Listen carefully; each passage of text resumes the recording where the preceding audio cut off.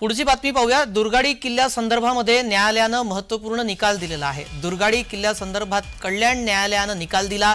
कल्याण न्यायालयानं मुस्लिम पक्षाचा दावा फेटाळलेला आहे।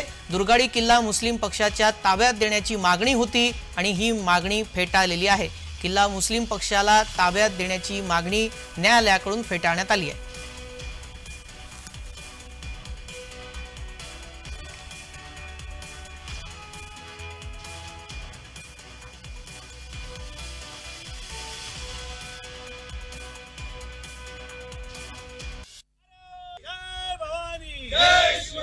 छत्रपति शिवाजी महाराज की जय। हिंदू हृदय सम्राट सरसेनापती बाळासाहेब ठाकरे धर्मवीर आनंद दिघे साहेबांचा एकनाथ शिंदे साहेब आप आगे बढ़ो, हम तुम्हारे साथ हैं। श्रीकांत शिंदे साहेब आप आगे बढ़ो, हम तुम्हारे साथ हैं। धर्म की जय, हर हर महादेव, जय भवानी, जय शिवाजी। छत्रपति शिवाजी महाराज की जय।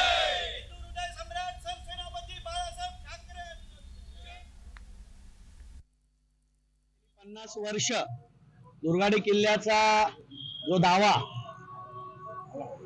काही धर्मीयांनी त्या ठिकाणी आमच्या विरोधात टाकला होता, हा किल्ला खरं तर शासनाचा माध्यमातून या ठिकाणी सर्व कार्यक्रम आणि त्याची नेमणुका होत असतात। छत्रपती शिवरायांच्या पदस्पर्शाने पावन झालेली भूमी आहे आणि याच्यावर कुठलाही दावा हा चुकीच्या पद्धतीने टाकला गेला होता। तो आज कोर्टाने खऱ्या अर्थाने हिंदू धर्माला एक न्याय दिलेला आहे, सत्याला न्याय दिलेला आहे आणि हा हिंदुत्वाचा विजय असंच मी म्हणेन।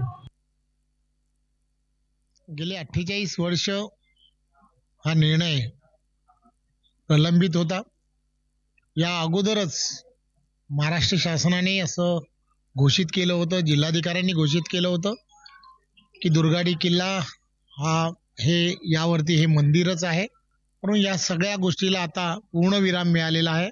पुन्हा एकदा कोर्टाने त्या संदर्भात ते मंदिरच आहे, दुर्गाडी किल्ला यावरती मंदिरच आहे असं आज न्यायालयाने असं म्हटलंय। याबाबत वकिलांशी चर्चा केली आहे आमचे प्रतिनिधी किशोर पगारे यांनी। पाहूयात। त्याचं मध्यंतरी काही भिंती वगैरे कोसळून म्हणजे जे मूळ हे होतं स्वरूप ते नष्ट होण्याच्या मार्गावर होतं। त्यामुळे 94 साली शासनाने अर्ज केला होता की याची दुरुस्ती करण्याची परवानगी द्यावी।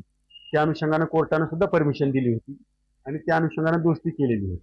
आताही त्याचा किल्ल्याचा काही भाग कोसळण्याची शक्यता आहे आणि परत जे मूळ वास्तू आहे, जी जुनी पुरातन शिवकालीन काळापासून जी वास्तू आहे तिचं अस्तित्वच नष्ट होण्याची शक्यता आहे।